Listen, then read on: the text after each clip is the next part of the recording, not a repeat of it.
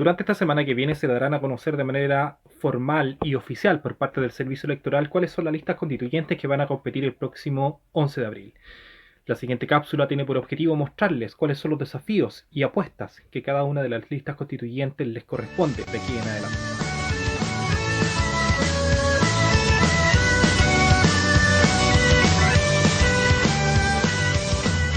El conjunto del proceso constituyente va a estar en el marco de un proceso mucho más profundo de reordenamiento de las distintas fuerzas sociales y políticas. Partamos por Chile Vamos. Chile Vamos tiene una tarea que es relativamente fácil, pero no deja de ser por ello menos compleja. Lo que se va a proponer Chile Vamos en esta alianza con Partido Republicano es tratar de obtener poco más de un tercio de la Convención Constitucional para poder preservar los pilares de la Constitución neoliberal actual, que para ellos pareciera no ser el problema. Se da la paradoja con ellos que, por supuesto, son las fuerzas políticas representativas del rechazo las que ahora van a tener candidatos para postularse a la Convención Constitucional como si hubieran votado a prueba. Para el caso de la región de los ríos, Chile Vamos tiene una serie de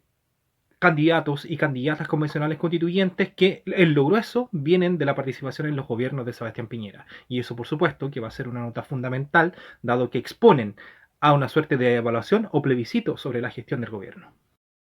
Unidad Constituyente tiene la principal dificultad de ser una lista que primero se autodenominó la lista del apruebo.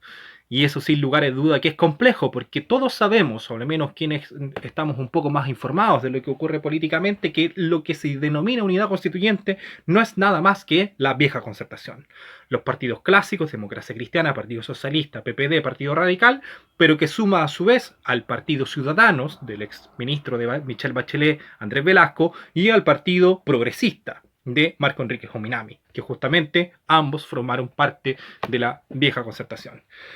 El problema, justamente, o el desafío fundamental al cual se va a enfrentar Unidad Constituyente es lograr sacarse de encima esa idea de usurpación a partir del nombre de la lista del apruebo. Y esto, por supuesto, que es tremendamente complejo cuando han dado señales tales como la candidatura de Felipe Arboe, que convierte de manera fáctica la Convención Constitucional en una Convención Constitucional mixta. Se olvidan, al parecer, los compañeros de Unidad Constituyente que la mayoría de la sociedad chilena no solamente votó a favor del apruebo, sino que también votó en contra de la idea de que las autoridades del Congreso se postulen a través de esta Convención Constitucional mixta. Esto para el territorio local, sin embargo, se muestra un poco más difuso, dado que críticas más o críticas menos a nivel territorial, lo que expresan dos candidaturas, por ejemplo la del Partido Socialista, Ramona Reyes, ex alcaldesa de Payaco, y Pedro Muñoz, ex concejal de Valdivia, son candidaturas que, insisto, críticas más, críticas menos, también pueden caber dentro de un programa de transformaciones neoliberales, o eso es lo que se ha leído de parte de cada una de esas candidaturas, pero además representan de buena forma lo que fue el 18 de octubre, sobre todo la iniciativa de la consulta ciudadana que protagonizaron distintos municipios a nivel nacional. Y eso evidentemente que va a ser muy complejo para aquellas fuerzas tales como las del Frente Amplio e incluso las candidaturas independientes. Por su parte, el Frente Amplio y el Partido Comunista, o Chile Digno más bien, lograron construir un acuerdo electoral que se denomina Apruebo Dignidad. Y sin lugar a duda que detrás de ello hay un ánimo muy importante por tratar de convertir a esta lista en la lista prioritaria de las fuerzas que combaten al neoliberalismo. Pareciera ser que bajo las coyunturas como por ejemplo las de Adriana Barrientos a nivel nacional, no deja de ser más allá de un acuerdo electoral por ahora. La tarea fundamental, por lo tanto, incluso en estos 3 meses para Apruebo Dignidad, es justamente lograr expresar un proyecto político, probablemente proyecto político más estructurado y con mejores condiciones de convertirse en una fuerza política de carácter antisubsidiaria y antineoliberal, pero para eso, sin lugar a dudas, tiene que intentar evitar este tipo de errores no forzados. Para el caso de la región de los ríos, la coalición ha logrado levantar 6 candidatos, 3 hombres y 3 mujeres, dentro de los cuales, por el lado del subpacto del Frente Amplio, las 3 candidaturas son candidaturas 100% independientes, cosa no menor, dado que buena parte de la competencia se va a desarrollar justamente con aquellas candidaturas que son independientes. Hay que revisar la situación de aquellos partidos que eligieron el camino propio. Para el caso del Partido Humanista, el Partido Humanista estuvo a punto de ingresar en la coalición Apruebo Dignidad con el Frente Amplio y con Chile Digno, el Partido Comunista. Sin embargo, a última hora, la situación producida por el diputado Florcita Motuda lo dejó, final de cuentas, fuera de ese pacto. Por el otro lado, el Partido Ecologista Verde, un partido que también forma parte del Frente Amplio, que tiene un diputado, que es Félix González, en el Distrito 20, actualmente tiene también una lista nacional de convencionales constituyentes. En la región de Los Ríos tienen 4 candidaturas, que entre otras cosas es probable que le reste votación a aquellas también listas de la oposición, no propiamente a las listas de Chile Vamos.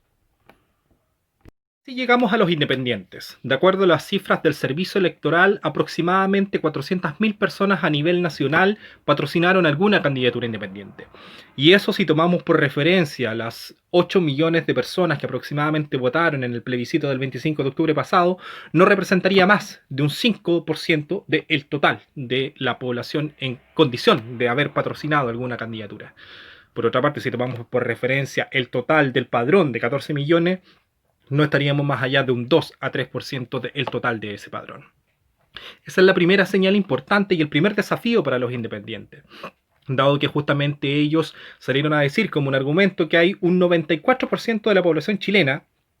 que no forma parte de ningún partido político y que solamente hay un 6% de personas afiliadas a los partidos. Pues bueno, efervescencia más o efervescencia menos, no fue el 94% de la población la que concurrió a patrocinar alguna candidatura independiente, sino que fue apenas un 5 o un 3% si tomamos por referencia el padrón del plebiscito o el padrón total. Ese es el primer desafío que van a tener que enfrentar estas candidaturas independientes. Lo segundo tiene que ver con la gran pregunta respecto a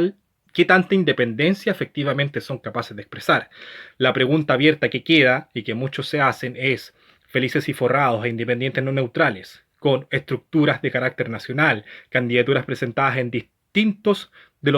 los 28 distritos del país, ¿son propiamente candidaturas independientes o se trata de referencias sociales o incluso económicas cuyos intereses no se tiene muy claro hacia dónde se dirigen en una futura discusión constitucional? Son asuntos que poco a poco se van a comenzar a colocar sobre la mesa y son desafíos también para estas candidaturas independientes. Y lo tercero tiene que ver con que justamente no todos llegaron ahora a inscribirse el 11 de enero pasado, sino que de la totalidad de candidatos independientes que hubo, esto operó prácticamente como una primaria entre ese 5% o ese 3% según como se quiera ver. Y desde ese punto de vista, el gran desafío que les queda a estos candidatos independientes es poder sacarse de encima el peso de ser candidaturas a las cuales se les critica una suerte de postulación individualista propio de un modelo neoliberal, de una cultura neoliberal, y por supuesto va a haber que saber si las listas que se lograron inscribir son simples acuerdos electorales de sumatoria aritmética, matemática entre tus 300 firmas y mis 300 firmas, o efectivamente se trata de un proyecto colectivo que intenta expresar alguna propuesta de carácter coherente. Esto va a ser muy sensible y muy complejo y probablemente elementos vitales para aquellos que vayan a votar el próximo 11 de abril, porque en ningún caso va a ser el electorado que antes conocíamos, sino que este va a ser un electorado muy vigilante, muy fiscalizador y muy deliberativo, preocupado e informado de este tipo de asuntos y este tipo de problemáticas.